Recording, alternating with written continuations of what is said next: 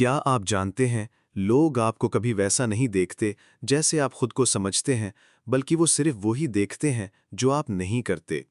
जिंदगी में हम अक्सर ये समझते हैं कि लोग हमारी मेहनत, हमारे जज्बे और हमारी कुर्बानियों को देख रहे हैं, मगर हकीकत यह है कि दुनिया अक्सर आपके उन कामों को नज़रअंदाज कर देती है जो आप चुपचाप कर रहे होते हैं, और सिर्फ उन चीज़ों को देखती है जो आपने नहीं की या कर नहीं सके।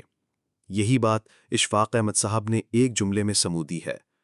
कोई नहीं देखता आप किसी के लिए कितना करते हैं, वो सिर्फ वही देखते हैं जो आप नहीं करते। तो इसका मतलब यह है कि अपनी जिंदगी का पैमाना लोगों की नज़र और राय से मत बांधें। अगर आपने किसी के लिए नेकी की, मदद की या कुर्बानी दी, तो उसका बदला इंसानों से नहीं, अल्लाह से चाहें। क्योंकि लोग आपके आमाल को हमेशा अपनी ऐनक से देखते हैं, और यह ऐनक अक्सर धुंधली होती है। ये भी याद रखें कि तनकीद और तारीफ दोनों वक्ती हैं।